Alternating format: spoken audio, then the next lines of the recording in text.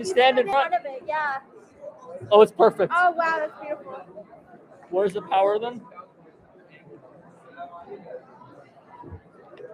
And then I'll stand here just to make sure that it's like live and stuff. Or else, if you want me to just stand over there, I can too. Well, I would say just come periodically. Just look to see it and turn off. Cool. You should be fine. I wouldn't stand here though. Yeah, no, that's why I was like, wait, I don't want to stand here. Yeah, no. Just keep an eye on it from one of the corners. Yeah. Okay, cool. And you're not even the whole time. Just do like every now and then. Yeah. Live stream. I brought my camera. Yeah, so it's there. We already have a viewer. Already have a viewer. I'm gonna drop down now. Guys. Yeah, a little bit of cable management. Yeah, make sure there is nothing that you can Trip on. Of course. I think it's good. Where? Yeah. No, we're pulling. ما ردش ولا Maybe he's driving.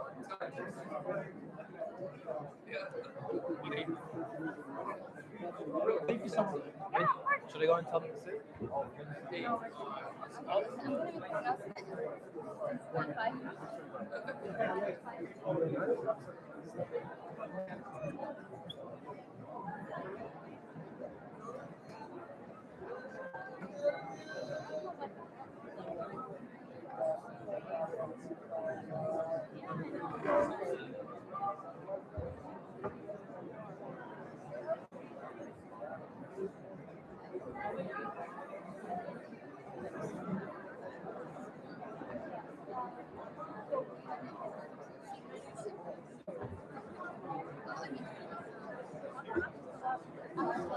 No, that's what I'm thinking.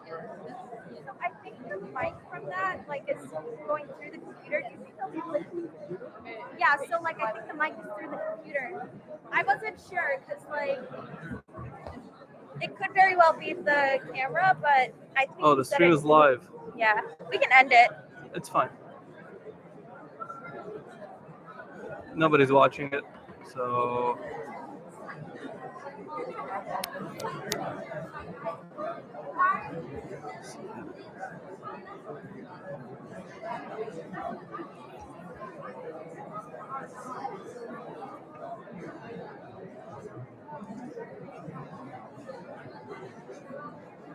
Dr. Omar.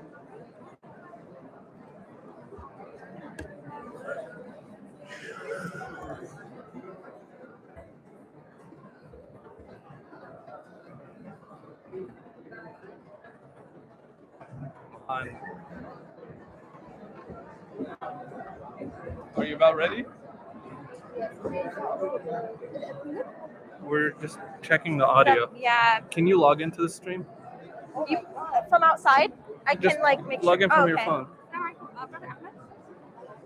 Basically, he's going to be standing at the podium the whole time. So you can just keep the box over there. Which box? The recording box? It's there already. Oh, alhamdulillah. And then we're gonna use that for the camera. So Okay. now the idea is this thing. So I'll set him up. Okay, this is the actual. So what's the schedule? Inshallah at 6:30. Okay. He will be praying. He will lead prayer. So he will lead us lead prayer. Perfect. So Okay. from prayer onwards. And then at 6:45, at 6:45 I'll start the intro. So we need mic works. It's good. 6:45 I'll start the intro. Around 6:45 to 6:50, and then 7 o'clock he will be talking. Okay. From 7 to 7:40, and then we'll have Q&A, and we have mics too. That's fine. For him, once we enable this, it'll stay on him, Yeah, right? So after Salah, we'll turn it off, and then when he starts talking, he'll flip it back on. Okay. Yeah. Okay. Yeah, I can hear it. I was just concerned that if it's down here, can you hear it from the podium? Yeah, perfect. All right. We'll do that. Once he comes in, we'll set him up. Yeah, live started. So you're in the live right now. Say hi to your fans. Don't mess with him.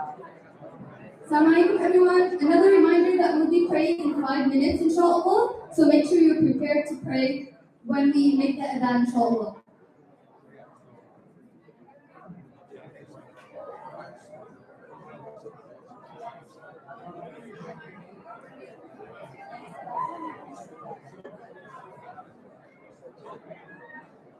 I'll have to look at it. Mariam updated you, right? No. She talked to Ahmed, and they're leaving the hotel now. So I must have missed seeing him. I thought another person was him. So they said about 5 minutes. They should be here when upon the event happens for public. That's what he said. Oh no. Okay. It's okay. It's okay. It's okay. It's okay. Inshallah. You were asking what is. No, I was asking where is this gonna come from, and we're not sure. It's fine. Where It's it fine. is. No rush. No rush. Yeah, but nice to meet you. My name's Marina. I've got received several questions. This isn't Really? me enforcing it. Is there an area for the sisters and an area for the brothers? Or is it Wow, that's amazing. free for all? It's family. Everything. Okay, good. I'll tell them so. Can I have microphone real quick? My dad's gonna do the adhan at 30. هو هذا هو الميكروفون ولا هذا؟ Should I? Okay, and then afterwards, can you tell them to all line up for prayer? Okay. Wait, this Right, one's not right, that way. That works? Does it work?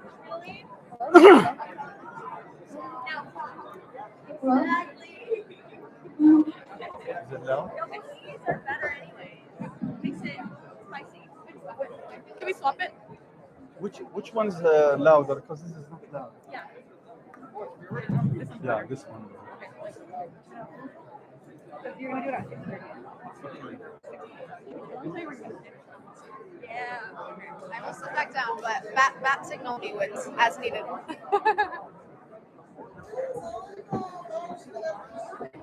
Not gonna get to that.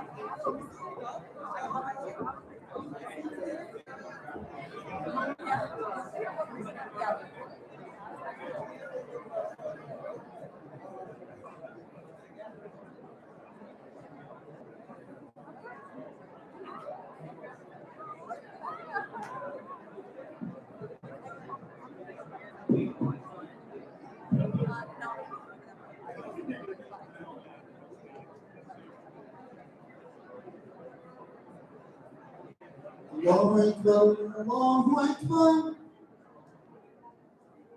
الله أكبر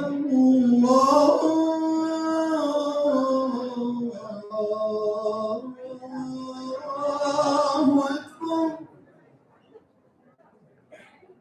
أشهد أن لا إله إلا الله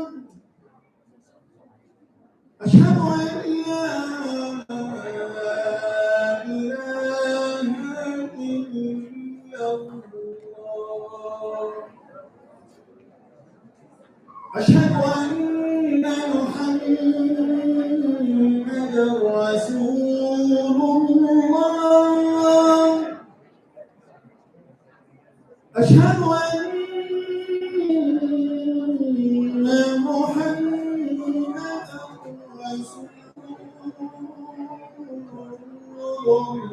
الله حي على الصلاة حي على الصلاة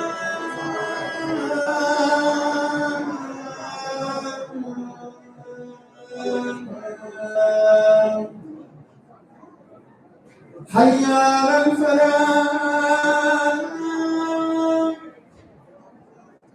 حي على الفلاح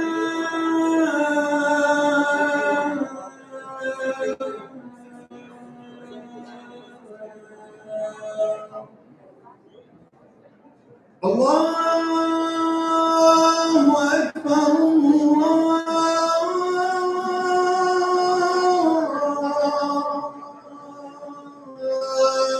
أكبر لا إله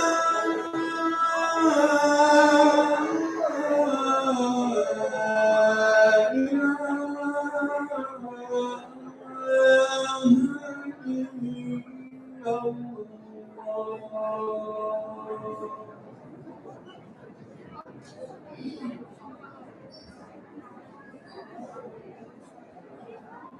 أكبر الله أكبر أشهد أن لا إله إلا الله أشهد أن محمدا رسول الله حي على الصلاة حي على الفلاح قد قامت الله أكبر الله أكبر لا إله إلا الله. حقا لا إله إلا الله وحده وصفاته المصطفى الأول فالأول رحمه الله. Please put your heels on the line so that you make more room for the brother behind you and the sister behind you. Please put your feet on the line, your heels. Barakallahu feekum. استقيموا. Face your heart towards Allah subhanahu wa ta'ala and pray as if this is your last. Allahu Akbar. Alhamdulillahi Rabbil Alameen.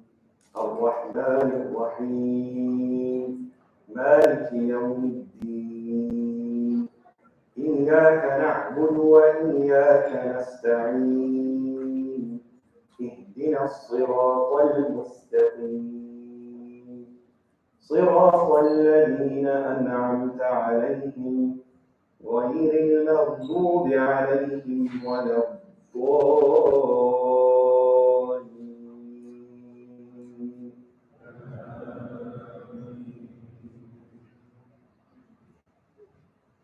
إنا أنزلناه في ليلة القدر وما أدراك ما ليلة القدر ليلة القدر خير من 1000 شهر تنزل الملائكة والروح فيها بإذن ربهم من كل أمر سلام هي حتى مطلع الفجر. الله أكبر.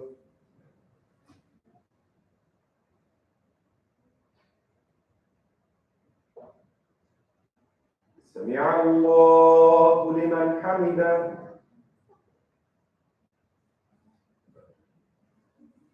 الله أكبر.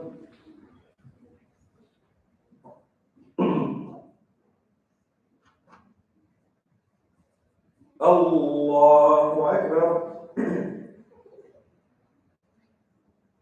الله أكبر.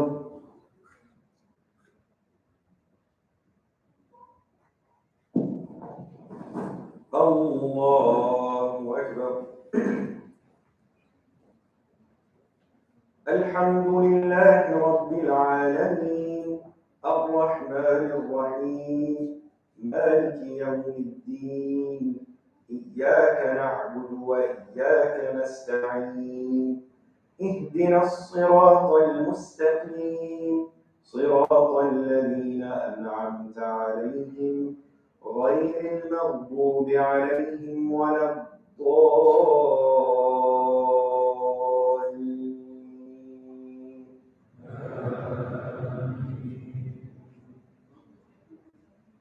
إنا أعطيناك الكوثر فصل لربك وانحر إن شانئك هو الأبتر. الله أكبر.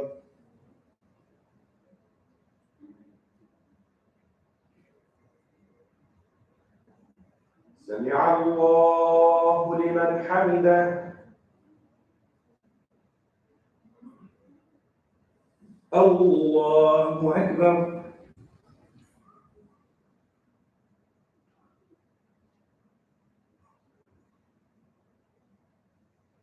الله أكبر. الله أكبر.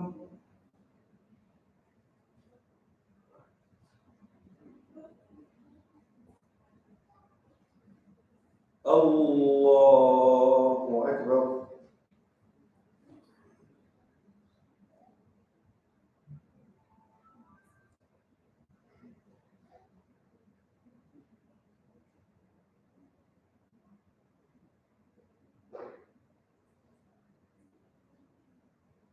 الله أكبر.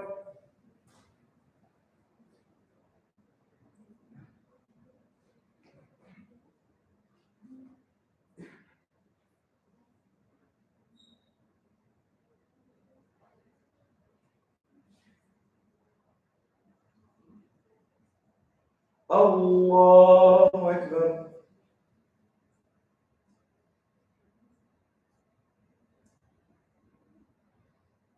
سمع الله لمن حمده.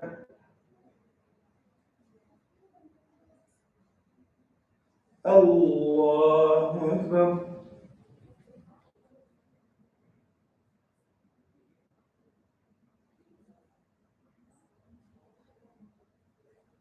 الله أكبر. الله أكبر.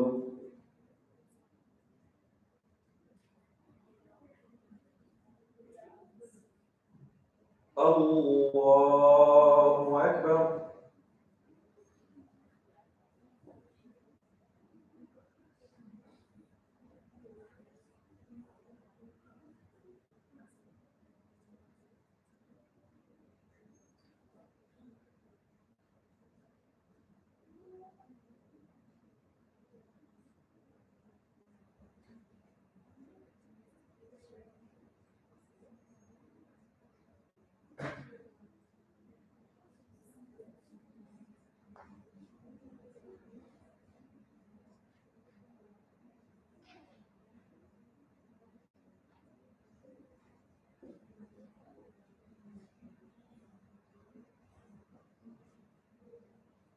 السلام عليكم ورحمة الله.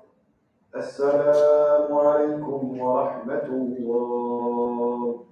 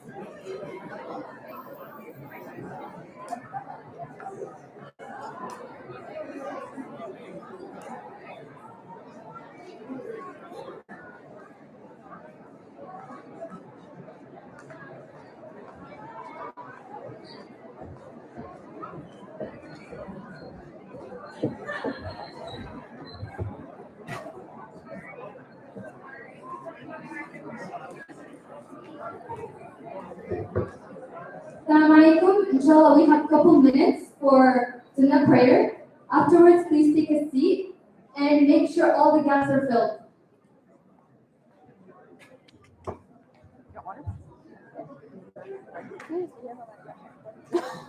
You got it. Oh, I'll go get it from my dad. Yeah, I'm just gonna carry both. Did you already get it? He's gonna he has one, so I'm gonna carry both of them down. So we have it. Yeah, and keep them away from each other so it's not like, oh, it's recording? Oh my god, am I here? Yeah, you're there. Oh no! Bro, we should keep them away from each other just in case my dad is. But otherwise, I think it's fine. Wait, do you want me to get the other mic for my dad? Okay, go get it. Bro! I just want to see how it looks. It's a little bright. Wait, is there a white light on the camera? Is there a white light on? Can you twist it to the left? Like grab the light and then twist the light up. Okay. Hold on.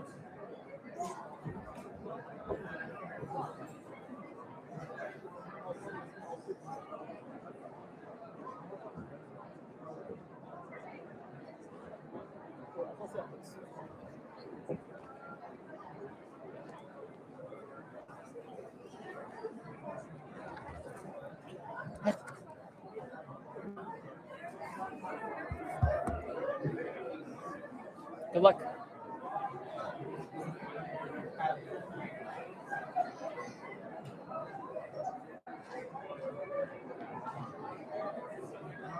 One more thing. Who's doing the PowerPoint? Can you not have Luke do all the slides? Can you not have it Luke do all the slides? Sure. You're joking. Yeah, I was saying have it Luke. You want me to do it? Yes.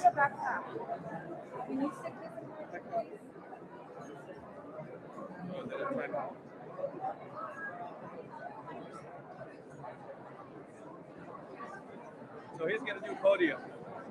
Huh? He's gonna do podium. He's going to put you? Yeah. Can you come sit down until I'm done? He's in the restroom right now, so here's an extra mic. You want to keep I don't those wanna for start Q&A? before. Yeah. Okay, wait. All right. Who's going to the bathroom right now? I don't want to start before. Yeah, wait a couple minutes. You have the minutes. We have 3 minutes. Okay, we'll be done in time. Besides, because, bro, what are we gonna do? Hey, get out of there, hurry up. Okay, I'll give it till, Just give it until he comes, inshallah. we have 7 minutes. I don't want to Yeah. We got time, bro. We got time. How you feeling? How you feeling?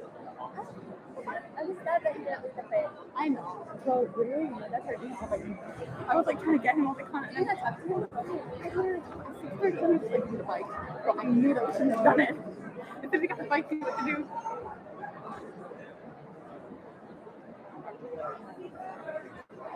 That's a bad angle. My bad angle. Hey, bro, get me too. Hey.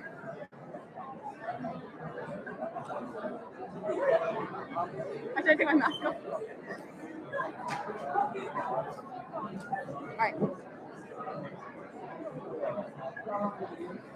Alright, sounds good. I'm gonna go. Do you want me to stay over here or do you want me to stand at the door? Okay. Alright, sounds good. I just wanna stand by the door when he comes. I'm just like, bro, please just sit down. Can I get on stage? No, Abdi. What's that?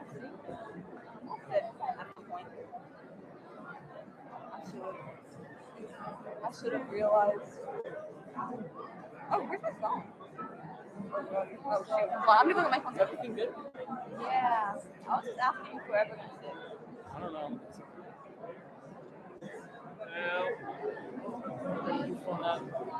Maybe you can grab on the back.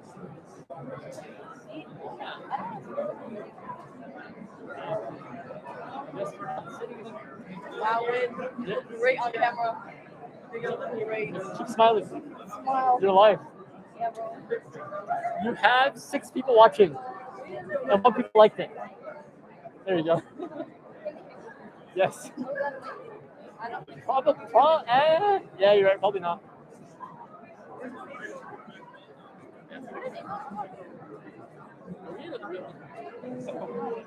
I don't know. Probably went backstage. Yeah, I'll do that. Wait. Wait, did he go backstage?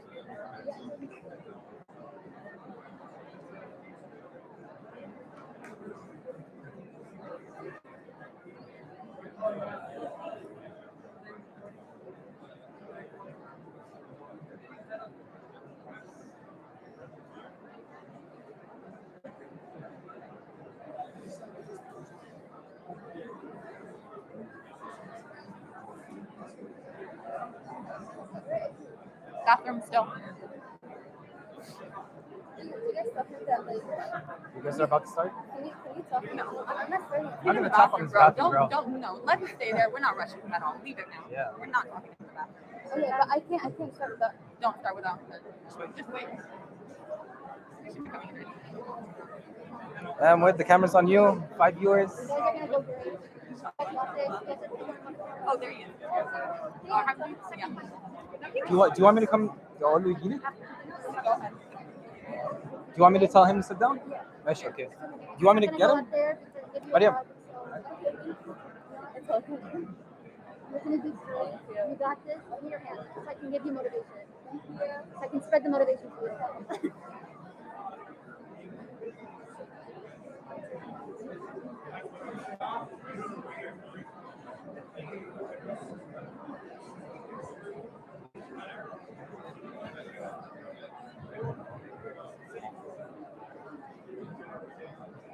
Assalamualaikum. Make sure you are seated, grab a seat, and then make sure the seats next to you isn't empty, and make sure you go up front. We don't want people coming in from the back, not having seats, so please move up front.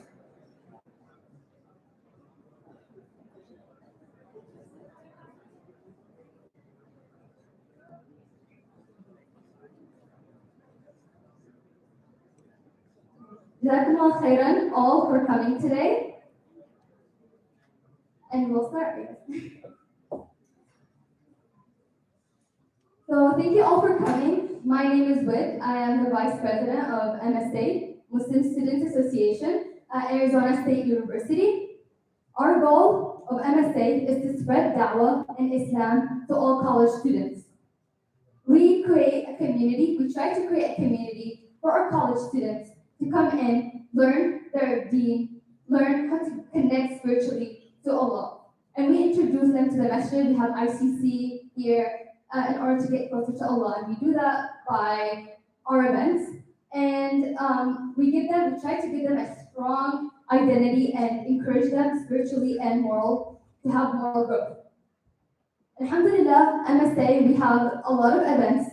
This is one of them. We have other events such as Chai Chats, which are monthly events reoccur. We bring in local speakers, we bring in local imams. Sometimes it's student-led discussions in order to strengthen the spiritual connection to Allah. We also try to introduce them to good company and a place that feels like they have a community to, be in.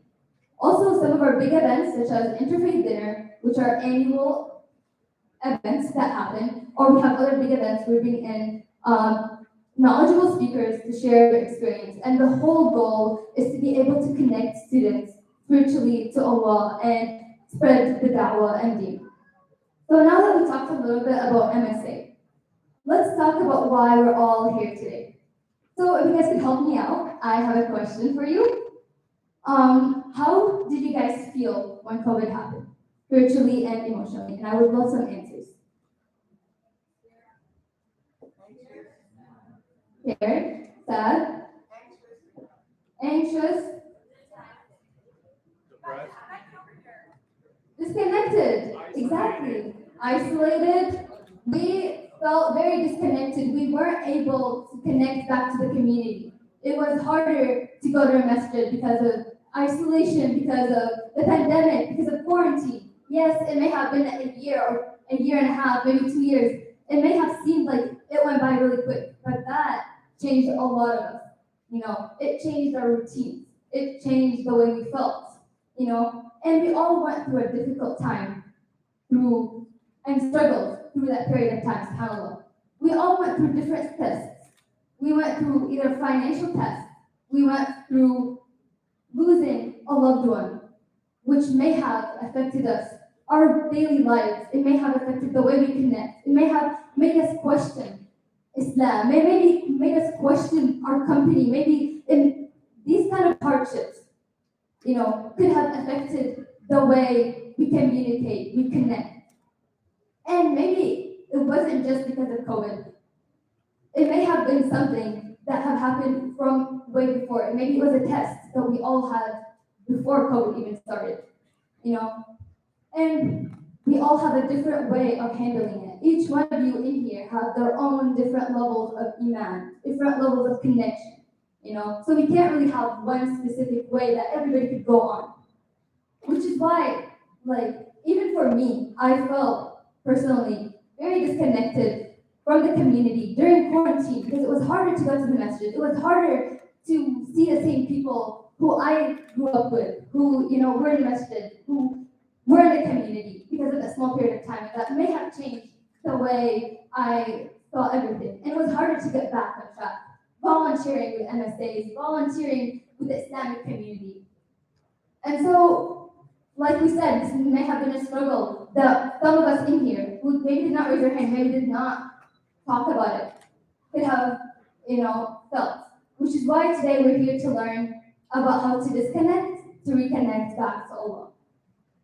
And who better to speak about this than Dr. Omar Suleiman? So,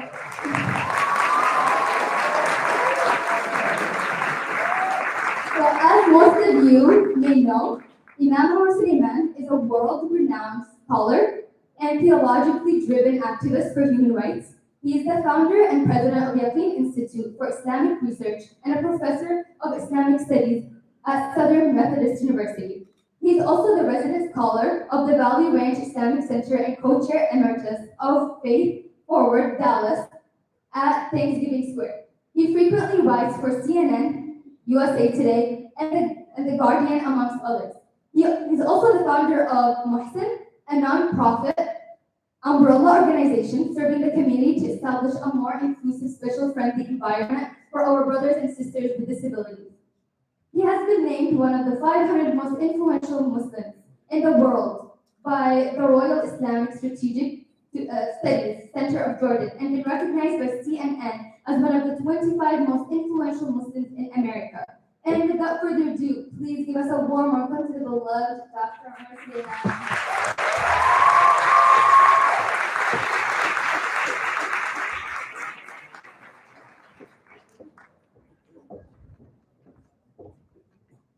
Assalamualaikum warahmatullahi wabarakatuh. أعوذ بالله من الشيطان الرجيم بسم الله الرحمن الرحيم الحمد لله رب العالمين والرحمن الرحيم والعاقبة للمتقين اللهم صل وسلم وبارك على عبدك ورسولك محمد صلى الله عليه وسلم على آله وصحبه وسلم تسليما كثيرا. Firstly, Jazakumullah khairan for the kind introduction and really a phenomenal job by the MSA over here from the volunteers. Please make sure that you thank them. The MSA board, the volunteers who have done a lot to put this event on, inshallah. So on your way out, if you find anything beneficial, make sure that you also express gratitude to them, inshallah. And I want to express my gratitude to all of you for coming out. Alhamdulillah, I mean, this is a really cool setting. It feels like there's Imam, there's faith sort of in the air over here, alhamdulillah. Also, I want to thank the masjid here for just being so welcoming and open. Alhamdulillah, I mean, there are, certain Jum'ahs that are very memorable. This was one of them. When you do a Jum'ah Salat, and then you do Yeah. When you do a Jum'ah Salat, and should I stand away from No, you? you're fine. All right. Let's talk about Jum'ah. Anytime you do a Jum'ah, it's like, okay. By the way, I grew up with that. When you do a Jum'ah Salah that has a Janazah and a Shahada, there's always something special about that. Because you see the cycle of life. Spiritual life, spiritual transition. There's just something about going and praying Janazah on someone and then going and giving Shahada to someone. It really does, I guess, impress upon you how transient this life is, but at the same time, how short the window of opportunity is, right? How short it is. How many people pass away from this world and they thought about taking Shahada, but they didn't since they were deprived from the Janazah and what comes after that, right? They were this close. I mean, so many people that struggle with that decision to take that step, not because they lack conviction, but because they're afraid of the consequences of following the truth. They're afraid of what this is going to entail, the commitment. And obviously it's understandable. A change of life, a change of practice, facing the social pressure of becoming Muslim is not easy. But subhanAllah, I was just in Drexel University I lost track of time, I think 2 weeks ago, and in Drexel, a sister who had embraced Islam at the end of the talk, who had said it was certain practices that she was worried about taking on, but mashallah, she took that step and may Allah subhanahu wa ta'ala bless her and keep her firm. How many people are sort of right there, but they don't capture? Not because they don't believe, but because of the commitment that is required to that belief and the apprehension towards whether or not I'm going to be enough, I'm going to do enough. So literally walking out of Salat al-Jumu'ah to pray Salat al-Janazah and then going to Sheikh Omar, not me, I'm not speaking in the first person, Sheikh Omar Khalid, alhamdulillah, may Allah bless him, alhamdulillah, going to his office and giving shahada to a brother that joined us today, alhamdulillah, it was really phenomenal. So Jazakumullah khairan for being a part of that experience. Now, the topic of detachment. I'm going to start with a very Ramadan part of this, so that we can, inshallah ta'ala, go into the larger discussion of this.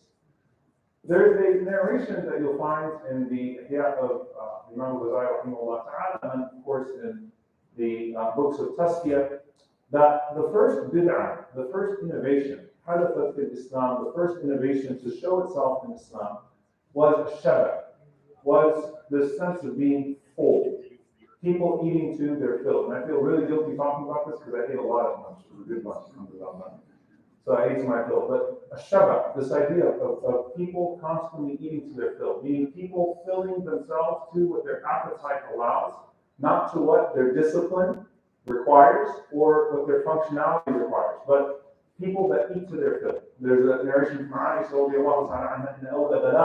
the first trial that appeared in Islam was this idea of a shabar, that the companions never used to eat to their fill. They never used to make it a habit to meet their appetites and give their appetite all that they wanted.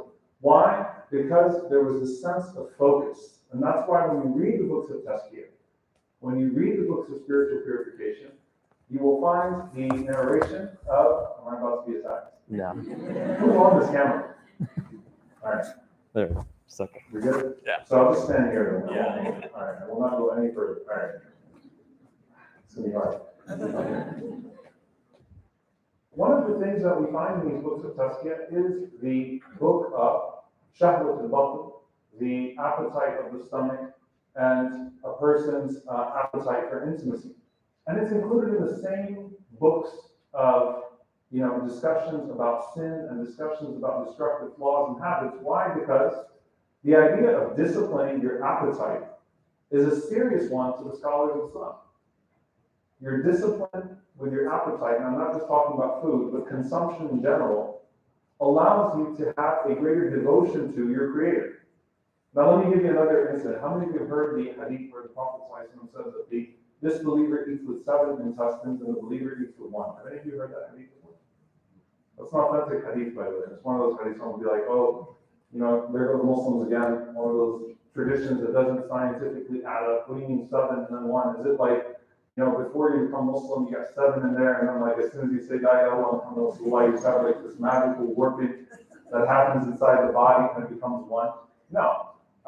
There is actually a story behind that, which is a very beautiful story, that the Prophet ﷺ was with the companions on a journey, and they saw this man. And this man just kept on drinking, and by drinking, he was filling himself. He wasn't drinking alcohol, he was drinking milk from different animals. So he just kept on going and going and going and going and going until he had drunk milk from 7 different animals. And the companions were amazed by this man's capacity to keep on drinking milk. All right? So the next day, he became Muslim. And when he became Muslim, he only had 1 cup, and he was satisfied. All right? So the Prophet ﷺ mentioned that the disbeliever eats with 7, the believer consumes with 1. What is the wisdom behind that the scholars mentioned is this idea of focus, that the man's priorities had changed. That when he didn't have a greater sense of purpose and priority and focus, all he really could do to keep himself happy was, ironically, distract himself from the larger question of life and live his best life in the sense of keep filling whatever appetite he had. It's a really interesting concept. Like, let me put it to you this way. If you have an important exam, it's a university study, if you got an important exam coming up, right? And your test is at 6 o'clock. Okay, this is a really consequential exam. You know, while you might do your buffets or your, you know, your favorite restaurants on particular days, you know, that day you're not really going to be thinking about your food, right? You're going to be thinking about, you know, what can you eat to be functional, to stay focused, to give you your caffeine maybe. You know, you might have some Cliff Bars, whatever it is, because you're focused on what? You're focused on the exam. So the focus on the exam diminishes your appetite, right? It diminishes your appetite by keeping you focused on something greater. So when the scholars talk about curbing your appetite with something like food, how does that phase into this discussion of detachment? Oftentimes, and you'll hear this from me, and it is true to an extent because there are many benefits from Ramadan, we'll say that the purpose of fasting is what? What's the purpose of fasting? What are the wisdoms of fasting? What are the benefits of fasting? What do you say if someone walks up to you on campus and says, as a Muslim, can you explain to me what the benefits of fasting are? Can someone raise their hand? Let me do it. Let's do it that way. Yeah. Patience. Okay, patience is one. Yeah. Self-control. All right. Yeah. It humbles you. Okay, what else? I'm going to say the same thing, just like controlling your temptations. Controlling your temptations. Yeah. Discipline. You know what's really interesting is no one is saying what I think is like one of the most common answers. Like someone says, why do you abstain from food and drink? Someone, you know, there's something that usually gets said. Yeah.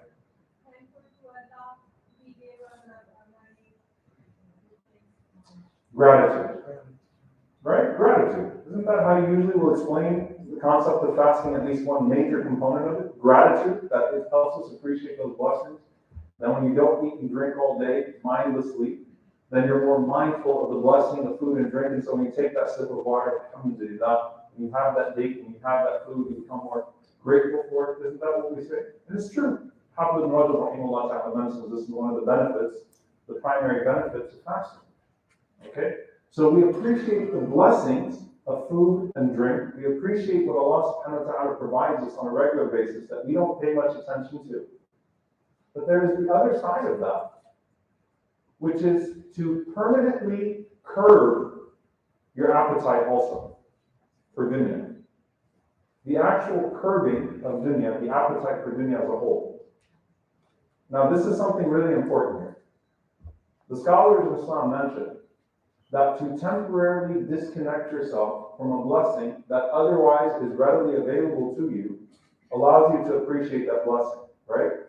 But it also allows you to recalibrate in regards to your purpose. So, you know, one of the things that we find from the pious predecessors is that if you have a comfortable bed, don't always sleep on it. Now, some days take a break from that comfortable bed if you have a comfortable bed. Why? Because when you get back on it, then you're going to appreciate that bed so much more. But then also the idea of, you know, should I be focused on the comfort or should I be focused on something greater? And so when it comes to these blessings that are readily available to us, when you temporarily detach yourself, whether that's for a day or that's for a week or that's for a month, when you temporarily detach yourself, voluntarily detach yourself from those blessings, you suddenly appreciate them so much more. We've all spoken about COVID and isolation and what that meant, right? Just appreciating the blessing of the gathering. You know, how awesome did it feel the very first time you could hang out with your friends? How amazing did it feel when we got back to the masjid, even though it was a little limited last year, for Ramadan? How amazing did it feel after a year without the blessing of gathering? So when you're temporarily disconnected from a blessing, you appreciate that blessing more. But also, in this regard, curbing your appetite permanently. Learning to find fulfillment in something that is so much greater than what feeds us in the physical sense. And that's when the Prophet ﷺ said, "Isfa'ni farhatan," that for the fasting person is two joys, two forms of joy. Your farha, your joy when you finish your fasting, and your joy when you break the fast of life. When you meet Allah subhanahu wa ta'ala. The joy of breaking your fast when you meet your Lord. You know, in a way, in this entire life, you are fasting from certain things that Allah subhanahu wa ta'ala has made halal, that Allah has made prohibited. And Allah has made those things prohibited for you, not just for your benefit in the hereafter, because Allah wants to ease your burden. Everything that Allah has prohibited us from is actually better for our worldly existence as well. That's from the mercy and the wisdom of God, is that everything that has been prohibited also serves a worldly benefit for us as well. That doesn't mean that we have to be able to identify, and this is one of the main mistakes that we make when we're talking about, that's not my recap, someone's got. Someone tell Amazon you're here. You know, like you think about that person that has this opportunity to do haram. And even when they can't understand the wisdom of why it's been made haram, they still abstain. Why? Because they have taqwa, they have consciousness in Allah subhanahu wa ta'ala.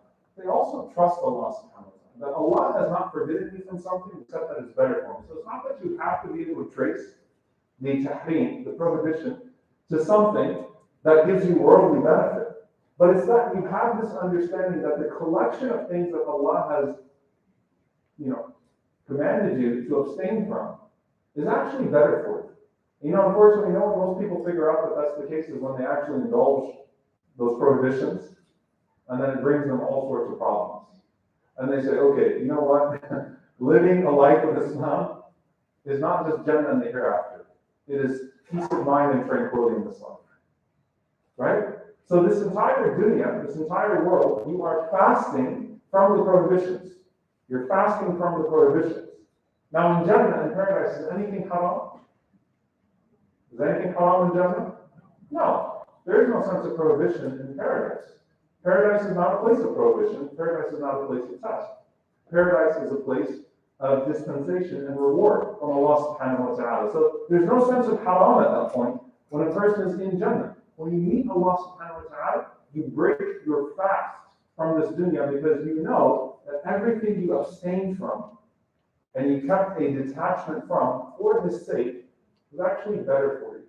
And it was worth it. And the reward that Allah subhanahu wa ta'ala gives you in the hereafter is actually worth it. So that's sort of the Ramadan angle. But then the appetite for dunya as a whole. This is really interesting because of the dunya the love of this world is the root cause of every single evil, every single hardship. You know what that means? When you get really, really upset and angry, what are you getting angry about? You're getting angry over something in this world. When we see quarreling within families, amongst friends, what are they quarreling about? And I get that there's sometimes religious conflicts and ideas and people that are, but that's all usually disguising some very worldly motives. Okay? It's interesting when people seem to be fighting one another for the sake of Allah subhanahu wa ta'ala, right? And then you get groups and you get all sorts of fitna and things of that sort. The reality is that it's ego disguised by religious calls almost always, right? That cause all sorts of turmoil. Or the dunya also could be when you envy someone. Why do you envy them? What are you envying them for? Allah subhanahu wa ta'ala says, do not stretch your gaze in regards to what we have blessed them with, what we have given them pleasure with. Don't stretch your eyes too long. Don't look too long. Because all that is going to do is it's going to foster something in your heart. Where does envy come from? Well, you wouldn't envy someone for this world if you didn't have an unhealthy attachment to the world. You wouldn't fight over this world if you didn't have an unhealthy attachment to the world. You wouldn't fill your appetite or overdo it in this world if you didn't have an unhealthy attachment to this world. So the idea of loving the world too much and how that's unhealthy for you. That's unhealthy for you. Now, on the other hand, are Muslims supposed to hate this world? Do Muslims hate dunya? They don't. It's a reconciliation. Imam Hassan al-Basri rahimahullah said the best people on the day of judgment are a mu'min and mu'ammin, a person who lived a long life of good deeds. The scholars used to say, why would I hate this world if this world is an opportunity to please Allah subhanahu wa ta'ala? So I don't hate this world. I don't live like a person who despises this world, but I am not intoxicated by this world, nor am I attached to it in an unhealthy way. And this becomes very interesting to us because it's a really fine line. It's a really fine line. It's like when we talk about the concept of zuhd, being an ascetic, and the very powerful saying of Ali radiallahu ta'ala anhu, where he said, "Laysa zuhd," that Asceticism is not أَلَّا تَمْلِكُ شَيْئًا. It's not that you don't own anything. It's أَلَّا يَمْلِكُكَ شَيْئًا, that nothing owns you. Think about how profound that is. Zuhud, asceticism, is not that you own nothing, it's that nothing owns you. So a person could be a zahid, a person could be an ascetic, detached from this world, in the sense that they could have the largest bank account in the world, but they're still an ascetic, they're still a zahid. A person could have no money and in fact be buried in debts and dain and not be a zahid, not be an ascetic, because the only reason why they don't have it in this world is because they couldn't acquire this world, not because they're not addicted to this world. When you got a drug addict that's going around looking for his next fix, just because he doesn't have his fix doesn't mean he's not a drug addict. It means he's just looking for his fix. So when it comes to zuhud, when it comes to asceticism, people that aren't intoxicated by this world, it's not about what they possess, it's about what doesn't possess them. And so you know who was a zahid? Suleiman alayhi salam. King Solomon. Suleiman alayhi salam, with everything that he had, was a zahid. Because Suleiman alayhi salam, with his incredible kingdom, a kingdom that no person ever had in this life, right? Suleiman alayhi salam was never deluded by that kingdom. He never lost sight of Allah subhanahu wa ta'ala. So yes, Suleiman alayhi salam walking with his posse, walking with the humans and the jinn and the animal kingdom and all types of things. I mean, imagine what it was like to behold this man walking with this kingdom. Suleiman alayhi salam was never deluded by it. There's a very powerful incident with him where there was a zahid, a monk, who saw Suleiman alayhi salam walking by with his kingdom. And, look, we get fascinated by a person who's got like a really nice car. Imagine watching Suleiman alayhi salam walking, humans on one side, he's got lions and tigers and all sorts of animals on the other side. The birds are forming the canopy for him. And he's just walking. And by the way, the insects also communicate with him. He commands that part of his kingdom as well, the jinn that you don't see. And you're looking at that and you're going, man, right? That's not something you can buy. Wow. So this Abid, this worshiper says, Ya ibn Dawood, laqad a'taka Allah mulkan azim. He said, O son of David, Allah has given you an incredible kingdom. And he stopped and he went and he spoke to that man. He said, listen, you see all of this? He said, one tasbih, one subhanallah on the record of a believer is better than everything that's been given to the son of David. Because he said, he said, all of this is going to go away. But that subhanallah is a kingdom in paradise. So Suleiman alayhi salam made it a point to stop and tell that man, hey, don't be deluded by all of this. I'm not deluded by all of this. I know that it looks sweet, but it's really not all that. I'm doing all this to pursue the palaces of paradise, which you can also pursue. You also have the capital to pursue that with your tasbih. But this is not what I'm seeking. And this actually doesn't own me. So Suleiman alayhi salam was not owned by his kingdom, he owned his kingdom. One of the famous eulogies of Omar ibn Abdul Aziz rahimahullah ta'ala was by Leo III. And he was the emperor of Rome. And he said about Omar ibn Abdul Aziz rahimahullah ta'ala, he said that a person died today who was a righteous ruler. And he said, if there was a man that could give life to the dead after Isa alayhi salam, it would have been this man. That's the reverence he had for Umar ibn Abdul Aziz rahimahullah ta'ala, this Khalifa of Rashid, this rightfully guided Khalifa, the grandson of Umar ibn Khattab radiallahu ta'ala. Now, Umar ibn Abdul Aziz lived a very pompous life. He gave it all up for Allah subhanahu wa ta'ala and established a just rule that resembled the one of his grandfather, the legendary just rule of his grandfather. Right? Incredible human being.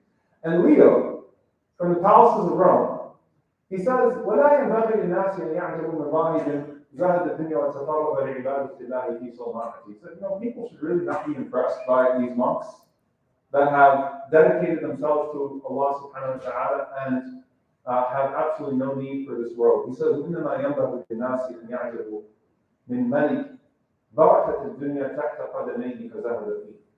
So people should be impressed by a king who the world presented itself at his feet and he cared nothing for it. Zahada fiha. He was an ascetic.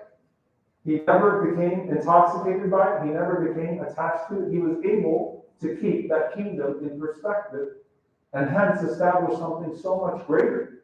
How many khulafa walked between before and after Omar ibn Abdul Aziz, whose names we don't even know, right? Whose names are not mentioned, who did not leave behind a meaningful contribution in history. This man established a khilafah in his 30s, by the way, that was so legendary that he's connected to the Sahaba and how righteous his rule was. Why? He wasn't intoxicated by it. He was an ascetic. He kept it all in perspective. So it's not that you own nothing.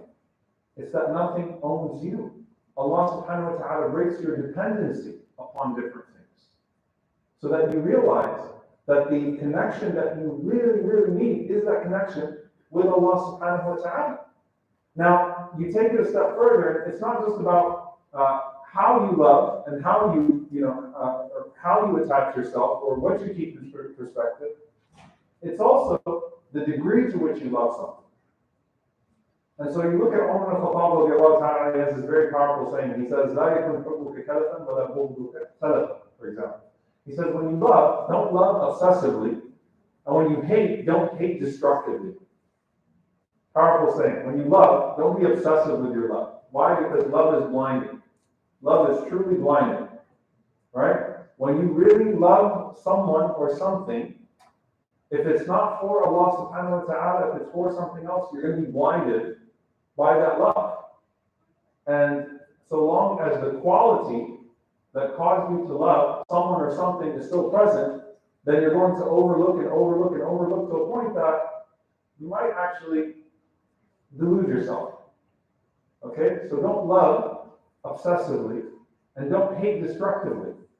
Why? Because some people become consumed in their hate, become consumed with their anger. That, even when there is tawbah, even when there is a chance for reconciliation, even when there is a chance for repentance, you allow for your hatred to consume you of a person or a thing, that you're always in a state of warfare with that person or that thing. You're not able to see perspective because you're always at war. So don't love obsessively, don't hate destructively. So even the idea of emotions being too strong is a thing. Now, when you look at the Prophet ﷺ, of course, he's the perfect example. And I get it that sometimes when you're talking about the Prophet ﷺ, it's like, well, that's not fair because he's the Prophet of Allah, right? Like his standards are so sometimes, just out of this world and so perfect. And he is perfect, ﷺ, in his akhlaq, in his characteristics, that when we try to apply those characteristics in our own lives, when we try to attain those qualities, our imperfections make us feel like we're never going to get there. And so it can feel, or it can make you feel defeated. Like, I'm never going to get there. However, the idea is that the Prophet ﷺ sets the standard so that you can keep on aiming for that standard. Now, I want you to think about this, okay? This is really important. The Prophet ﷺ, I think we can all agree, had the greatest love of Allah subhanahu wa ta'ala. He loved Allah more than anybody else loved Allah subhanahu wa ta'ala. Okay? And that's why when the three young men came to the house of the Prophet ﷺ trying to observe his habits of worship, and they thought, well, he's the Prophet of Allah, so maybe he doesn't pray the entire night, maybe he sleeps in the beginning of the night. Because he's the Prophet of Allah, he doesn't need to pray the whole night. This idea of him breaking his fast, well, he's the Prophet of Allah, he can afford to break his fast because of his maqam of Allah subhanahu wa ta'ala. He can afford to marry and to be intimate in what is halal. He can afford all of that because he's the Prophet of Allah, right? The Prophet ﷺ responded in many ways to that. In one way, the Prophet ﷺ said, "Ana a'rafukum billah." I know Allah better than all of you. My relationship with Allah is stronger than yours. So it's not quantity, it's also quality, the quality of that attachment. Now here's the thing. When you read about the Prophet ﷺ's emotions towards people, does it seem deficient as a result of that love of Allah subhanahu wa ta'ala? I'm asking a serious question. So did it feel like he didn't love his family enough? Because he loved Allah so much that he was detached. Detached has negative connotations too, right? He wasn't attached to his family because he loved Allah so much. Can you explain? He loved his wife Khadijah to the point where he thought about her after she passed. His uncle, he had a year of sorrow, and his uncle and his wife died.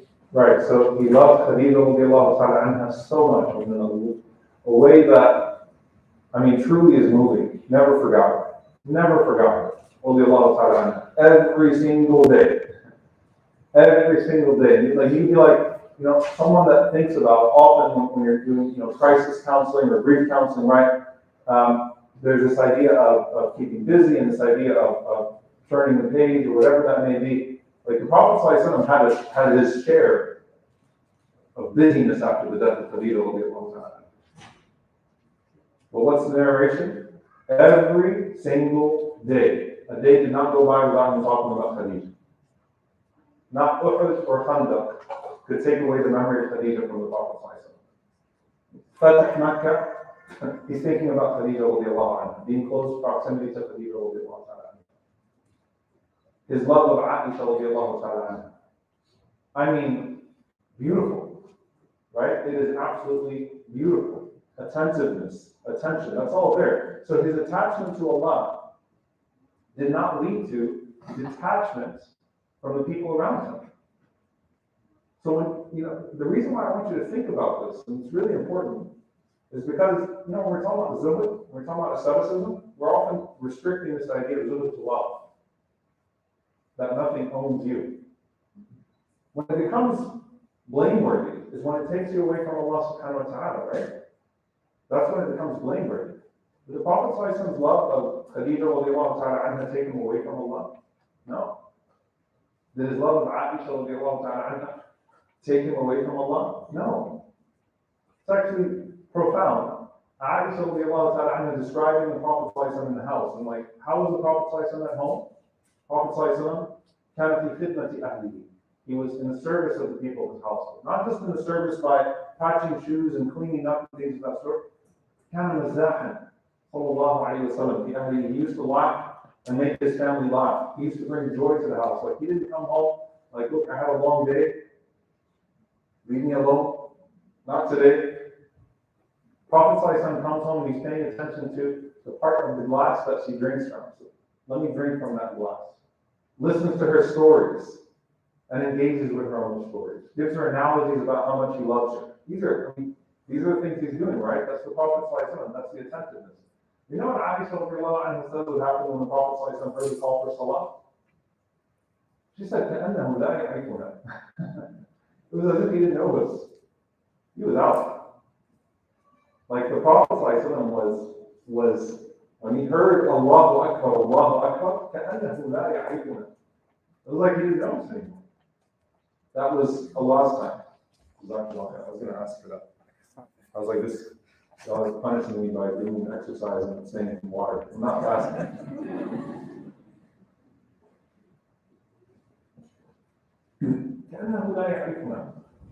As if he didn't know who we were. Not because Aisha radiallahu ta'ala anha was not worth his attention, but because Allah was worth more of his attention in those moments. Allahu Akbar, Allahu Akbar. It's Allah's time. So he didn't say sallallahu alayhi wa sallam, all right, maybe not now. There's the adhan again. No. Allahu Akbar, Allahu Akbar. Let me go to that. His heart was longing for it. Aisha radiallahu anha did not feel deficiency from it. And so the idea is, and I know this is, I have to word this properly, especially when we're talking about our beloved Messenger sallallahu alaihi wasallam. He loved his family, alayhi salatu wasalam, dearly, but he wasn't owned by that love of his family. Does that make sense? May Allah forgive me if I'm exceeding a boundary. I'm just trying to convey the concept. He wasn't owned by that love of his family. He was consumed by, sallallahu alaihi wasallam, that love of Allah subhanahu wa ta'ala. Right? And so when it was time, the Prophet sallallahu alaihi wasallam was ready. He was engaged. You know, one of my favorite narrations, and I talked about this in the Meeting Muhammad sallallahu alaihi wasallam series, which, subhanAllah, for me was a journey. You know, I'm selfish when I prepare those things, because I'm like, I get to enjoy and immerse myself in this content. When they asked Aisha radiallahu ta'ala anha, what's the most amazing thing you ever saw from the Prophet sallallahu alaihi wasallam? And Aisha radiallahu anha smiles and she says, everything about him was ajab. It was just amazing. I can't think of anything that wasn't amazing about the Messenger sallallahu alaihi wasallam. Then she went back to the incident. So that one night, like he said in the beginning of the night, Ya Aisha, would you give me permission to, let me just go start, or are you okay with me going into starting my qiyam from now? He wanted to get right into it that night, so I sent him into his qiyam. And she said, I love your closeness, but I love what makes you happy. And the Prophet ﷺ got up and he started to pray qiyam. And Aisha radiallahu anha describes just watching him, sallallahu alayhi wa sallam, captured by the Quran. إِنَّ فِي خَلْقِ السَّمَاوَاتِ وَالْأَرْضِ وَاخْتِلَافِ اللَّيْلِ وَالنَّهَارِ وَالْفُلْكِ الَّتِي تَجْرِي فِي الْبَحْرِ بِمَا يَنفَعُ النَّاسَ وَمَا أَنزَلَ اللَّهُ مِنَ السَّمَاءِ مِن مَاءٍ فَأَحْيَا بِهِ الْأَرْضَ بَعْدَ مَوْتِهَا وبث فيها من كل دابة وتصريف الرياح والسحاب المسخر بين السماء والأرض آيات لقوم يعقلون. When Allah subhanahu wa ta'ala says that verily in the alternation of the night and the day, the creation of the heavens and the earth, and Allah Azza wa Jalla starts to mention all of these signs of nature, the winds, the ships that sail, the movements of the ocean and its currents, the way that Allah Azza wa Jalla has created the animal kingdom and everything being responsive to him. How amazing that is and what signs there are. And Aisha radiallahu anha describing the crying of the Prophet and the weeping of the Prophet wetting the place of his salah. I mean, can you imagine that? The place of his prayer was soaked from his tears, not just his beard. He cried so much, the place of his prayer was soaked by his tears. So the intensity of that love of Allah subhanahu wa ta'ala did not diminish his love of her. And she knew that. And she said that was just so ajib. So his feeling of happiness, that whatever joy he had, whatever love he had, it wasn't to a point that it disconnected him from Allah subhanahu wa ta'ala. And so the love that he had, that intense love that he had for his family, did not take away from Allah subhanahu wa ta'ala, nor did his intense love of Allah subhanahu wa ta'ala diminish the love that he had for his family. It just kept it all in perspective. Right? That's in his joy. So كَأَنَّهُ لَا يَعْرِفْنَا, it was as if he didn't know us. Now on the other hand, let's look at the opposite side. His sadness, sallallahu alayhi wa sallam, was the Prophet sad when his kids died? Was he? Very, very sad. Look, rahmah, when you have mercy. I talk about the pain of the burden of empathy. Empaths suffer, right? Because they carry everybody else's suffering. Your Prophet ﷺ was the greatest empath that ever lived. If you think about it, Azizun alayhi ma anittum harisun alaykum bil mu'minina ra'ufun rahim. The Prophet ﷺ bore pain. I mean, pain for people's well-being in this life. I'm getting more water now. Fresh. Yeah. Pain for people's well-being in this life and in the afterlife, the love of his ummah, and the want of good for his enemies. I mean, all of that, that's a lot to bear. The Prophet's heart held a lot. And so when his own kid passes away, he cried a lot, sallallahu alayhi wa sallam. So can someone explain to me how that's not a contradiction? I mean, shouldn't he know that his kids are going to Jannah? If we were talking about the children of mushrikeen, the children of the disbelievers, what about the children of the Prophet ﷺ? So why was he sad? I'm actually asking. Anybody? Yes, go. God has given you all the emotions, and emotions are normal. And he was expressing an emotion, but he was very conscious of how he expressed it. So it's a God-given emotion. And the Prophet ﷺ was expressing that emotion, but he was conscious of that emotion and how to express it. Anyone else want to answer that? Yes. It was also a loss. It was his own, he was sad for his own loss of not being able to be in this world with that child. Even though he knows it's going to a better place, you still have a personal loss.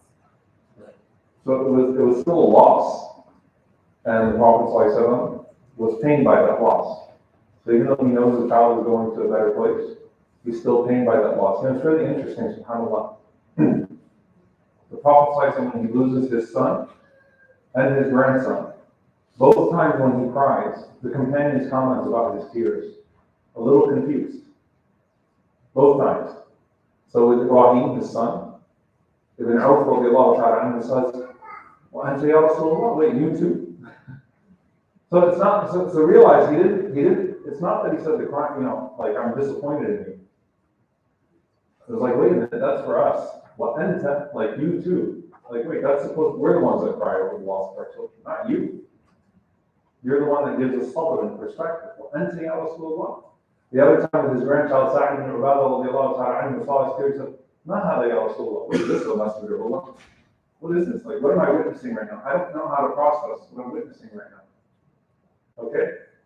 Now, subhanAllah, Imam rahimahullah ta'ala gives a beautiful example here. Because we talked about his love of Aisha radiallahu ta'ala anha, his love of Khadija radiallahu anha who passed away before. Like, these are things that, like, I can't possibly love my family or show that much love, or show as much love as the Prophet ﷺ shows, right? But at the same time, perspective.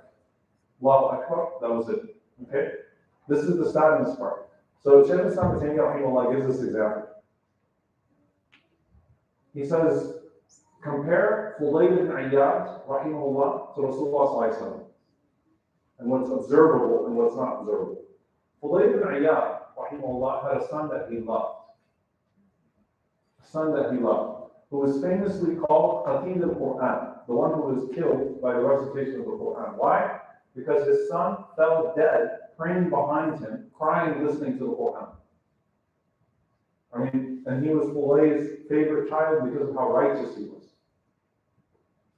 And when Fulayl buried him, rahimahullah, of course Fulayl is a scholar that comes much later on. When Fulayl buried him, Fulayl did not cry. In fact, he smiled. Okay? And people were a little confused. Right? That's interesting. When like someone passes away, it's like if the grieving are grieving too much, really worried about that person. And if the grieving doesn't seem to be grieving enough, I wonder if there was something going on over there that we don't know about. Right? It's like, just stop compounding the grief of that person regardless by your analysis. Right? You're not getting it. Right? So Fulayl, rahimahullah ta'ala, was not like weeping the way that they had expected to see him weep. And someone asked him, it's really interesting, this smile that you have. And he said, I wanted to show my rida to Allah subhanahu wa ta'ala. I'm just trying to show I'm pleased with Allah. Like, let me seek the reward of my pain right now. Don't interfere.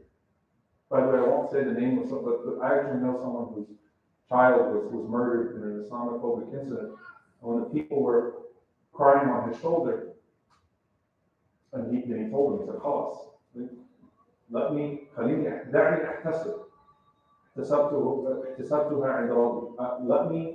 let me properly seek the reward. Don't mess this up for me, right? Don't sit there and say things in my ear. Like, why would God do this to you? Or no.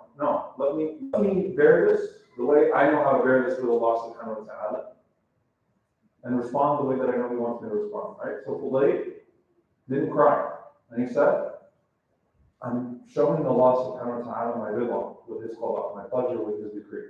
The Prophet ﷺ, he cried a lot.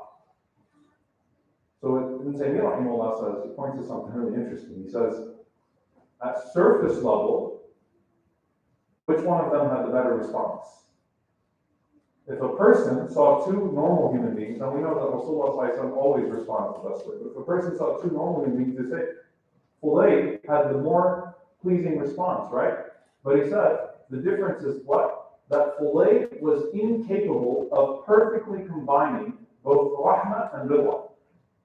The mercy that Allah put in his heart, as well as that rida, as well as that decree, with what Allah subhanahu that pleasure with what Allah had decreed. So Fulayl gave preference because he knew he couldn't combine both responses, because if he let the rahmah overtake him, then he was afraid he might exceed, right, the bounds in that rahmah, in that pouring out. So Fulayl chose to give more to the rida part and deny the other part. But the Prophet ﷺ was able to perfect both at the same time. He did not dilute the rahmah because he knew that the rahmah, the mercy part, was not going to interfere with the ridha part of Allah's decree. And that's why the Prophet ﷺ said, "Min al-qalb yahzan." The heart feels sad. العين تدمع, the eyes shed tears. إِنَّا لِفِرَاقِكَ يَا إِبْرَاهِيمَ لَمَحْزُنُونَ. We're sad over your departure, O Ibrahim. وَلَكِنْ لَا نَقُولُ إِلَّا مَا يُرْضِي اللَّهِ. But we're only going to say what's pleasing to Allah subhanahu wa ta'ala. So he was able, sallallahu to capture both the emotion of rahmah that Allah put in him, that emotion that Allah gave him, but also have ridha, have pleasure with the decree of Allah subhanahu wa ta'ala, which is the perfect response. ليس الزهد ألا تملك شيئا. Asceticism is not that you own nothing, it's that nothing owns you. The Prophet ﷺ loved his child more than the person who, while bearing their child, shouts out and says, Why are you doing this to me, O Allah? His rahmah for his child is greater than that person's rahmah for their child. And the Prophet ﷺ's ridha, his pleasure with the decree of Allah subhanahu wa ta'ala, is greater than the ridha of Hulayb, rahimahullah ta'ala, with his child. Because he found that balance, sallallahu alayhi wa sallam. And so it's how you attach yourself. Keeping perspective. Not becoming dependent on things. Not letting your attachment to something become that which takes you away from Allah subhanahu wa ta'ala. Now, another part of this is detachment from what other people possess of this world. Detachment from what other people possess, and detachment from your own ideas of what you want to possess in this world. Those two things are connected. How do we connect the two things? The Prophet ﷺ told one of the companions, pray as if it is your last prayer. And he said, ﷺ, don't say things today that you'll have to apologize for tomorrow. And he said, وَأَجْمَعْ يَأْسًا مِمَّا فِي أَيْدِي النَّاسِ. And lose hope in what other people possess. Lose hope in what other people possess. Pray as if it's your last prayer. So when you pray, don't assume that you're going to have another chance to talk to Allah subhanahu wa ta'ala. وَلَا تَكَلَّمْ بِكَلَامٍ تَعْتَذِرُ مِنْهُ غَدًا. Don't say things today that you'll have to apologize for tomorrow. You know, reckless people with their tongues, they hurt the people that they love, they say things that upset them, and they make the assumption that, you know what, I'll blow off my steam for a few days and then I'll make it all up. The problem is that what if those few days never end? What if you never get that chance again to talk to that person? And so you're in the midst of an argument, you're upset, you say something that you know is going to hurt the other person. And you make the assumption, what? I'll fix it tomorrow. What if that person dies or you die? So the Prophet was saying, don't say things today you'll have to apologize for tomorrow. And lose hope in what other people possess. Lose hope in what other people possess of this dunya. And yet, this, by the way, is despair. It's actually despair. Lose hope in what other people possess in this dunya means that most people are unhappy because of what they think is making someone else happy. Most people are unhappy because of what they think is making someone else happy, and so they pursue it, they want it so badly, they long for it, and then if they get it, they'll be disappointed that it didn't give them what they were seeking, and if they don't get it, they'll be disappointed that they never got it in the first place. So it's like, it's an impossible victory here. It's a lose-lose situation. You've attributed a happiness that's not actually there for that other person based on something material that they have or something that they've got that you don't. So if you don't get there, you're going to be unhappy. And if you get there, you're also going to be unhappy because it didn't make you happy. And it really wasn't making the other person happy either. Prophet is saying, detach yourself from what other people possess. Stop looking at what other people possess. You know, subhanAllah, how much more satisfied would we be with what Allah has given us if we didn't focus on what we think Allah has given someone else? We'd be so much more happy. But I know that this person has this, and this person has that, and this person has this. So even if I'm not explicitly saying that I'm after it, implicitly I'm attached to it. I want that, I want that, I want that, I want that. So detach yourself from what other people possess. And then for yourself, detach yourself from the ideas of what you want to possess. And this is where the Prophet ﷺ mentioned tulul amal, the extension of a person's hopes. The Prophet ﷺ, when he says that everyone dies before they achieve everything that they hope for in this life. So there are multiple times where the Prophet ﷺ gave this analogy, right? He drew one line and then he drew a line further. And he said, this is your death, and this is what you hope for in this life. Your death always precedes your attaining of everything that you hope for in this life. Detach yourself from that idea, because you might not live to get it. Does this mean that we should be half-hearted about things that we pursue? No. We should actually do things with ihsan, do things with excellence. We should actually do things with a sense of itqan, with a sense with a sense of being responsible and not perfection, because being a perfectionist can hurt you as well. But really making sure that when we do something, we do it right, because Allah has written ihsan for everything. Allah has written excellence for everything. However, I understand that when I'm pursuing this thing of this world, this is not my Jannah. This is not my Jannah. My happiness and my success is not banking on this pursuit. So while I pursue something that's halal, and that's responsible, and that's good in the worldly sense, I do so with perspective always. What does that mean? If Allah redirects you from that career pursuit or from that person pursuit, you're at ease. You're at ease. Alhamdulillah. Alhamdulillah. Right? I don't have an identity crisis now because I was not placing my happiness on this pursuit. So I'll redirect the pursuit and I'll do that with ihsan now. Because clearly Allah subhanahu wa ta'ala has redirected me. I trust the one who's turning me. So if Allah turned me this way, I'm going to do this with ihsan now. If Allah is pointing me in this direction, let me pursue that direction. If Allah chooses to turn me around in 2 years, alhamdulillah, there was something to be gained along the way that was beneficial. Let me go this way now and let me do it right. The idea is that never gets in the way and never interrupts your journey to Allah subhanahu wa ta'ala. I'm going to end with one hadith. It is a phenomenal hadith where the Prophet ﷺ puts this in perspective. Sometimes there's going to be a tension. A tension between your worldly pursuit and your afterlife pursuit, and that's where the greater pursuit has to take over. Right? Listen to this hadith. Abi Musa, authentic hadith in Ibn Hibban, he says that the Prophet ﷺ said, Man ahabba dunya, whoever loves their dunya too much, whoever loves this world too much, adalla bi akhiratihi, then they will hurt their pursuit of the hereafter.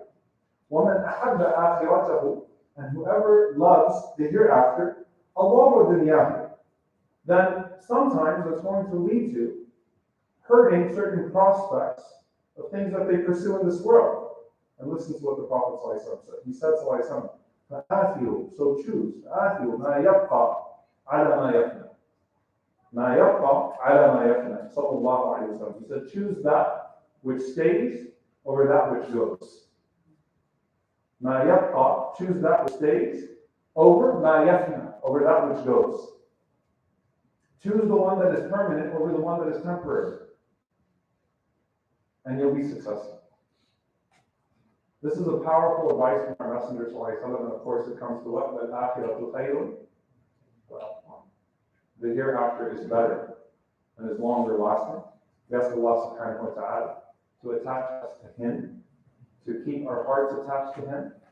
We ask Allah subhanahu wa ta'ala to give us the best of this life and the best of the hereafter and protect us from punishment in the afterlife. We ask Allah subhanahu wa ta'ala to allow His love to be the greatest object of our pursuit. We ask Allah subhanahu wa ta'ala to make us amongst those that love Him, that are beloved to Him, that are beloved to those that He loves, and that are brought close to every deed that warrants or causes us to gain His love. We ask Allah subhanahu wa ta'ala to protect us from anything that gets in the way of that ultimate pursuit.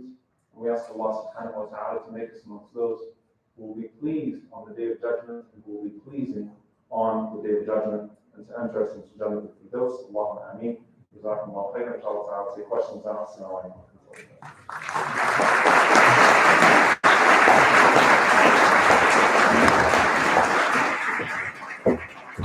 SubhanAllah, that was amazing. May Allah protect us all from the intoxication of this world.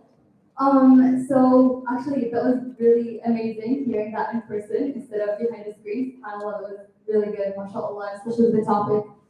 But for now, the favorite part of everybody, the Q&As. Inshallah, we have about 15 to 20 minutes. We won't be able to get through everybody, but inshallah, raise your hand. We'll be coming down with mics. Inshallah, we'll go first come. If you raise your hand. Quick. If y'all want to give the mic to them, then something's wrong.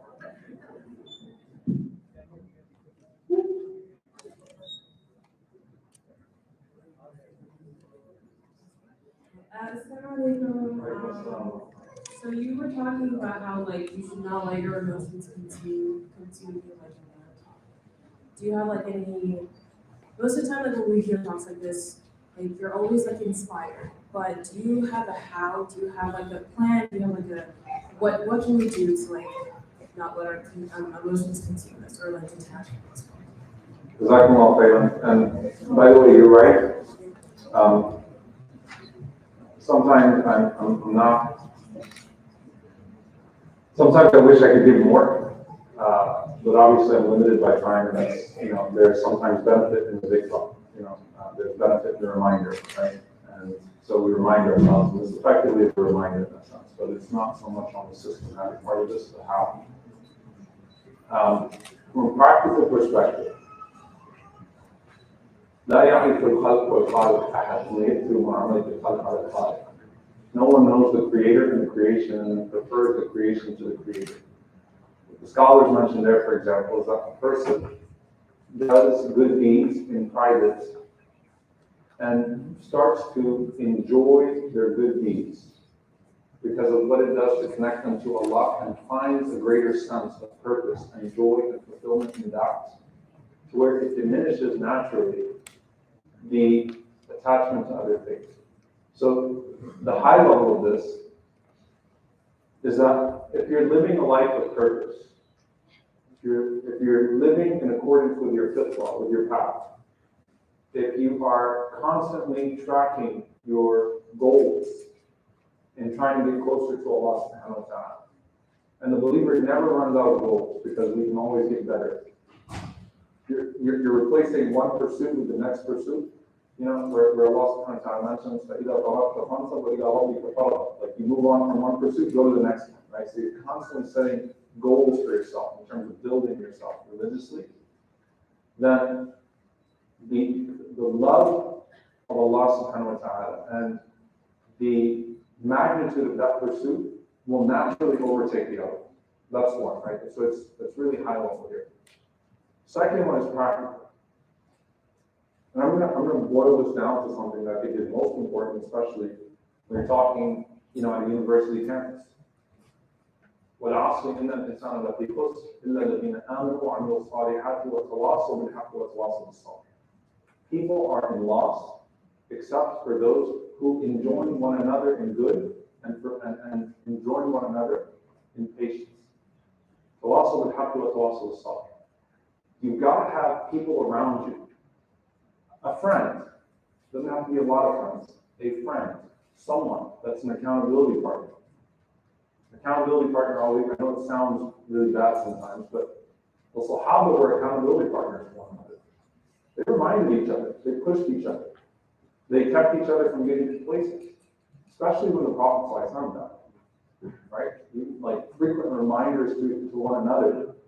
And your environment is going to ultimately determine the success of that pursuit or its failure. Now, you want your pursuit to become so strong that no environment can diminish it, but you don't want to expose yourself to a harmful environment over a long period of time, to where even if you get somewhere good with your religion, you get pulled away. You got to have good people around you. And good people around you does not necessarily just mean physically hanging out. One of the blessings as well of COVID is that we learned how to connect in some ways. Not being physically the same place, but like, hey, if I'm having a hard time getting over a sin by myself, I'm actually going to have a friend help me or a family member or someone I trust and say, look, I'm trying to get over this. I want you to hold me accountable. This is what I'm doing right now. I want you to check in on me. I want you to give me advice. Of course, the nature of the sin, depends on the nature of the sin. The other side of that is a good pursuit. Hey, let's memorize Quran together. Let's take this next step in our journey to Allah together. Let's do it together, right? And you can set quantifiable goals, goals that are more quality oriented, and talk to each other and push each other to also the happy philosophy. So try to find those people, inshallah. Try to find that environment, and definitely don't expose yourself to an environment that will hurt that. At least not intentionally expose yourself to an environment that could potentially, derail you in your pursuit of philosophy. Exactly. So do you have a question too? Or you Any other questions? She raised her. They both raised their hand at the same time.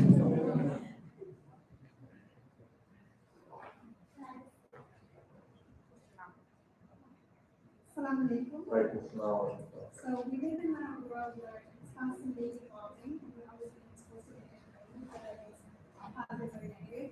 And there are times we feel like we don't person attached our faith or Imam. Yeah. So what are the things that yourself comes to your focus on that? I think so. So you asked about detachment from faith, right? So what are ways to reattach, recalibrate from the faith? So I did a series a while back. I want to say about 5 years ago, called The Faith Revival. If you go to the Yaqeen Institute's YouTube channel, it's like it'll get the bottom of the playlist because I think it's the first Omar series that we actually did. What's that? You got to scroll through way too much. It's a good problem to have. So that was, it didn't have all the effects, it didn't have all the, it was just me sitting down with it was a 2-camera thing, and that was it. So, the early days. First Ramadan series, it's called The Faith Revival. So I kind of go through the practical there of how to keep your faith fresh and revived. Inshallah ta'ala, in a way that will help you stay attached in that sense. The main thing that I would say is, number one, it's natural. Number two, when a person is not feeling inspired by their faith or attached, they should not give up their obligations nor indulge in what is prohibited. So that might lead to a decrease in some of the voluntary acts of it, which is okay at some times. It's okay to temporarily break from the law and things of that sort in some ways. But you should not descend to a point that you would abandon obligations or indulge in sin knowingly. Number three, do not let the shaitan convince you that low faith is no faith. It's one of the greatest tricks of shaitan. If you're failing in this way, you might as well fail in all the other ways too. If you don't have this attachment to Allah, you might as well sever it all together. So don't let shaitan convince you that low faith is no faith. No, you choose now.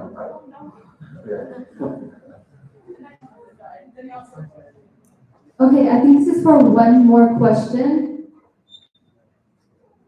I can take a few more, y'all.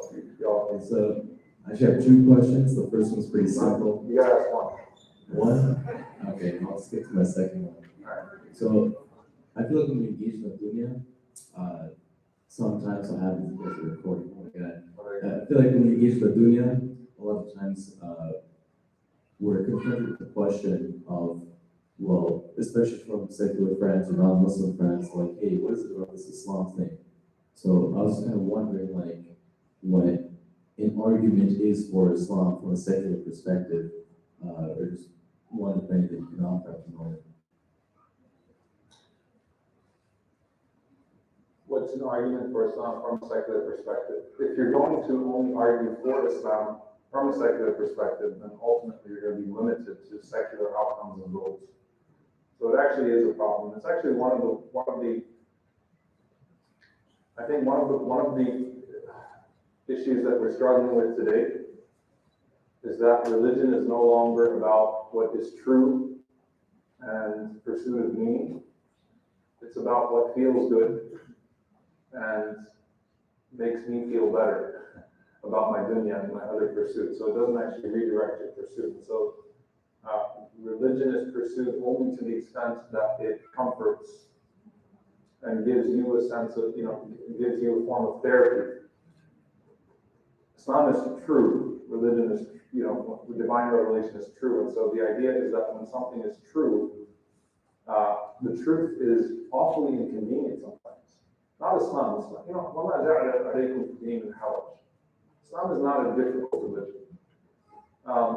It's actually, if you compare, and I think this is actually a really fruitful exercise. If you take Islam in its most orthodox and most purely practiced way, and you measure it up against how other religions in the most orthodox sense, and most strict adherence to those religions existed, manifested, even if it's not widely practiced today, you'll always find that Islam is actually the easiest one to adhere to. I say, from a theology background, I don't know if we have any theology majors here, right?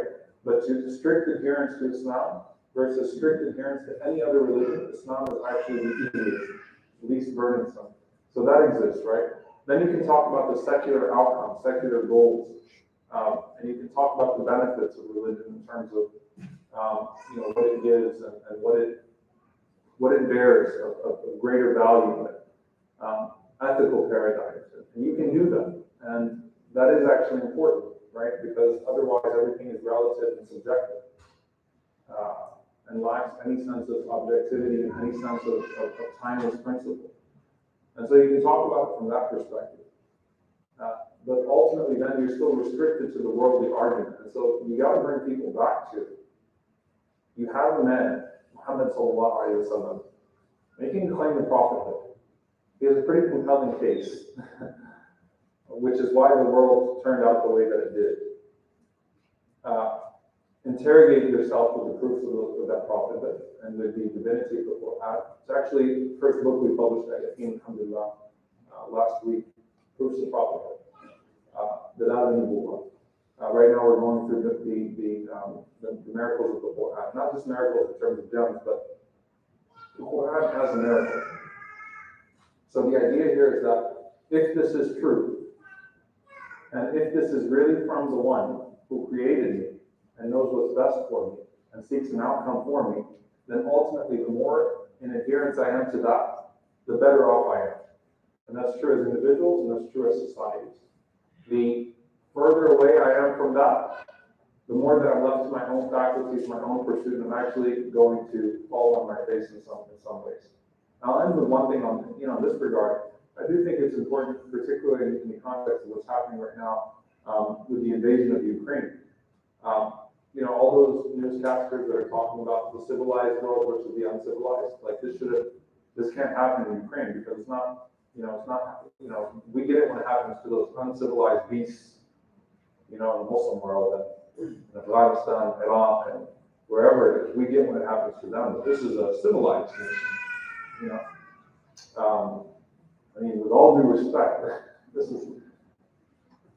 I'm actually surprised how often that's happening. Like, not enough newsrooms talk about it, clearly sentimental. Like, you do realize how awful it sounds. But, like, the 20th century, with all of its destruction, all of that destruction was actually in the name of secularism. You go through, because there's always this charge that religion causes violence, religion is responsible for the world's problems. Nazism, communism, fascism, all the isms that existed in the 20th century that almost wiped out the entire world. Which one of those was Islamism? From us uncivilized beasts. So I think that a lot of times those, the promise of secularism when it becomes dogmatic fails when examined historically, when examined psychologically, when examined in through the lens of anthropology. It fails over and over and over again. And so we hold ourselves first and foremost to what is true, and then we are satisfied and tranquil knowing that when we adhere to what is true, then what is best for us in the most comprehensive sense will naturally manifest itself.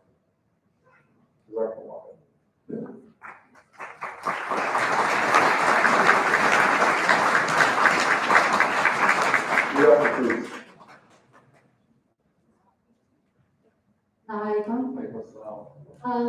So my question is kind of centered around activism. How do you, I don't want to say be a good activist, how do you fight for things that you believe in and be attached to them without being overly ambitious towards the end goal? Oh, bless you. By the way, your mask is awesome, Sean. I had one too, but I lost it. So the question about activism. First of all, let's be very clear that just as we're talking about attachments, the Prophet's dedication to people's rights is greater than the dedication of anyone else, right? It is deeply inspiring. It was unprecedented and has since been unmatched, right? His dedication to things that people didn't even think about in regards to the rights of not just people, but the rights of the environment, and his aversion and his challenging of the world of injustice and all that came from it. The believer in their pursuit of justice, when they are satisfied knowing that perfect justice is not encapsulated in this world, that does not in any way diminish their pursuit of that justice for people. But what that does is that when outcomes do not match your pursuit outcome, then you take comfort in Allah subhanahu wa ta'ala and his promise of of the justice that will transcend this worldly realm. And so the believer removes themselves from the sense of imminent justice. That if justice is not imminent, then I will not be dissuaded. I will not be dissuaded from continuing to pursue it over and over and over and over again. So I think that it's reminding ourselves in a healthy way sometimes that, when we say everything's going to be all right, we mean everything is going to be made right eventually. And we know that. SubhanAllah, it's really interesting to me. I can't let on too much what the Ramadan series is going to be about here. I'm trying to mix my words. But it's really interesting how some people, when they think about the notion of akhirah, hereafter, what immediately comes to their mind is actually comfort, because it's like they've been wronged so much in this world that I'm taking comfort in hereafter, because I know Allah is going to avenge me and Allah will give me what He's promised me, right? And some people, it's like entirely different. So justice should be pursued. We should do what we can. It is natural that in that process, sometimes we're going to feel defeated, because that's how Allah created us. And when that happens, when we start to feel that, taking a step back, reminding ourselves, reading the verses in the Quran, going back to historical precedent, going back to the seerah, refreshing in our hearts and our minds this idea that the justice that we are pursuing, even when it seems impossible in this world, might actually come true in this world. And even if it doesn't come true in this world, it will certainly happen in the hereafter. And that justice will do away with whatever pain was left by the injustice of this world. إِنَّ اللَّهَ سَرِيعُ الْحِسَابِ إِنَّ اللَّهَ لَا يُضِيعُ أَجْرَ الْمُحْسِنِينَ إِنَّمَا يُوَفَّى الصَّابِرُونَ أَجْرَهُم بِغَيْرِ حِسَابٍ. Allah subhanahu wa ta'ala gave the sabirin, the patient, their reward without any limitation. Allah does not lose the reward of the good doer. Allah subhanahu wa ta'ala is swift in how He carries out justice on the day of judgment. So it's interesting, because on that day, the person will be satisfied. And that's actually key. The person to whom the injustice was done will be satisfied at the reckoning of Allah subhanahu wa ta'ala, the compensation of Allah. I sat in courtroom after courtroom after courtroom with the parents of people that were killed in the sense of police brutality or something else, right? And you can see the lack of satisfaction, maybe even if it's a temporary joy, when some notion of justice is delivered. But it takes a day or two, if not immediate, to say, yeah, but I don't get that person back.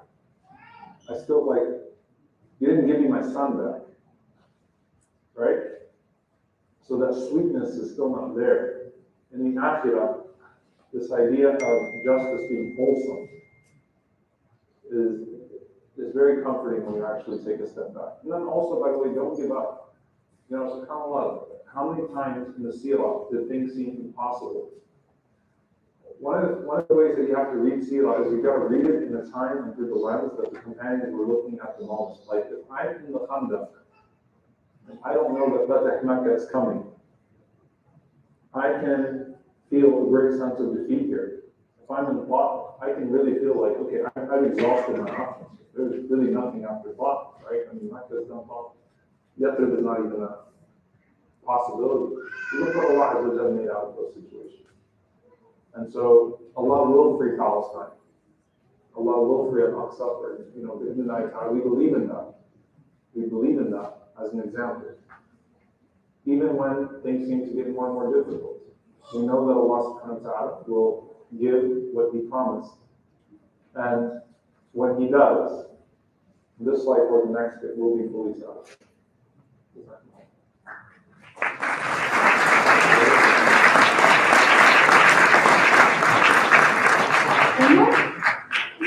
I'm good. Okay. Yeah, I can take one. Yeah. I can take two more. How about that? So you have to choose which two. I'll take it from this side since we did not hear anything.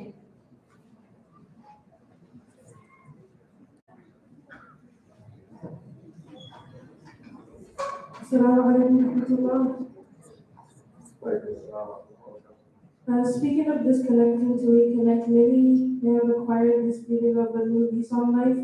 What would you say to those going through hardship relating to worldly matters? And how would you encourage them in terms of the Islamic need?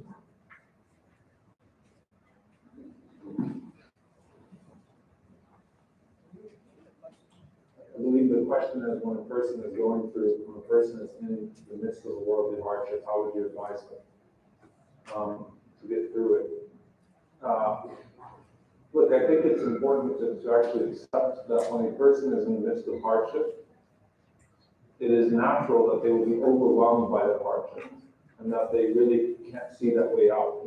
How many times has someone else in the hardship and when you were talking to them, you were able to rationally think all sorts of ways out and ways that this might come, bear fruits and this might, here's the light at the end of the tunnel. But when you're in the tunnel, you can't see the light.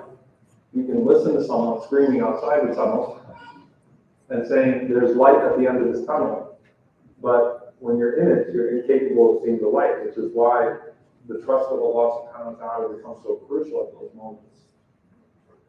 That your belief that the light is there is not dependent on you seeing something crack through. Seeing light see through the cracks, but it is rather trusting the one who gives light at the end of the tunnel. So when you're in the midst of it, it's natural. The most practical advice that just comes to my heart right now is always channel your pain and your pleasure in dua. Bring it to dua. And ask Allah subhanahu wa ta'ala for the best of this life and the next. But channel it to dua. Don't let it just sit there. It can be overwhelming, it can be consuming. Channel it to dua. And the relief that comes through dua is really profound. And so I would just say the most important thing is to channel it through dua. And may Allah subhanahu wa ta'ala help you through whatever hardship it is. And allowing you in the night time to see that you're still that ease in this life. One more question. I think you can just throw it in the air. Assalamu alaikum. My name is Suleiman, and my question is, when you were talking about how people being grateful is one of the most important things you can get out of fasting, what are some ways that you can express being grateful with your family and friends, both in and outside of the home? going along. Thank you. So shukr is made up, gratitude is made up of shukr bil qalb, to be grateful with the heart, to be grateful with the tongue, and to be grateful with your words. I think it's important for the believer to always understand that being grateful with the tongue is not in replacement of being grateful with deeds. And being grateful with deeds is not in replacement for expressing gratitude. You know, like we have some people that say, you know, my actions speak louder than my words. Yes, but your words should still speak. That's why you still say alhamdulillah, but you also act in ways of praise of Allah subhanahu wa ta'ala. So you should act and speak words of gratitude and feel, try to deeply express what it is that is inside of you, and then let that translate into those things. And then two things from the Prophet ﷺ that we learned: whoever does not thank for the little things does not thank for al-kathir, so for the greater things. So if you're not grateful for the small things, then you're not going to really show gratitude for the great things, because gratitude is an attitude. And then, secondly, whoever is not grateful to the people is not grateful to Allah subhanahu wa ta'ala. So, I think, look, subhanAllah, how beautiful is the Prophet? I was just, I don't know how many of you followed it first, but I was going through the seerah of Sayyid al-Khalid last week. It was like, how amazing is the Prophet to randomly walk up to people and say, "Never love you, what an amazing person you are." Or when the Prophet stops Ansaris in the street and says, "Wallahi, ya Ansar, I swear by Allah, Ansar, you are the most beloved of people to me." Like, it's profound. It really is beautiful. And, you know, it almost like made you, to hear those words from the Prophet like you almost felt small because you didn't feel like you deserved them from yourself, right? But you loved so much. And those are the most precious moments of the Sahaba to actually go back and recall. If you were to take all the ahadith of people who the Prophet said something like that too, I don't know what number they would be. If you just collected every narration, maybe that's what I'm on series idea. One day, every narration where someone mentions something that the Prophet said to them with gratitude or love or appreciation, it would be at least 1,000, which in and of itself is an expression of how he lived his life. And Aisha mentions that when someone gave him a gift, he thought about returning the gift. He loved to repay the gift. So like if he brought him something, like he looked around and all he had in his house was some dates, he gave you those dates. So it's just, it is being zoned in. Gratitude drives you to worship of Allah subhanahu wa ta'ala. And gratitude drives you to all of the outlets of husn khuluq, of good character with people. And those are the two ingredients of a successful believer: is faith and character. And Allah grant us strong faith and good character. And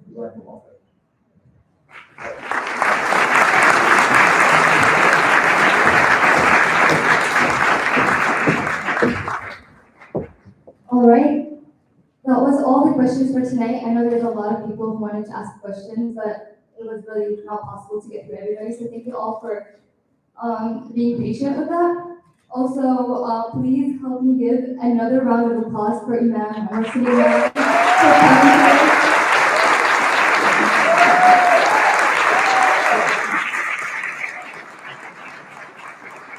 Robi for taking the time out of your schedule and coming here to Arizona. Also, can we also recognize the volunteers and all the MSA board? Please stand up. They've been working so hard for the past couple of days trying to set everything up. So thank you all so much, and Allah rewards every single one of you. And then thank you to all our sponsors. We have USG, and we have ICC, and we have HHRD for being there to also help us make this event possible.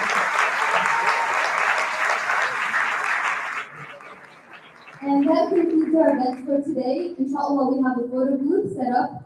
And then if we have beverages still available, and yeah, have a good day, everyone.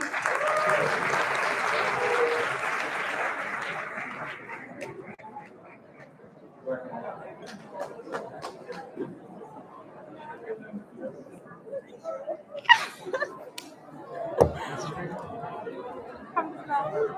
good.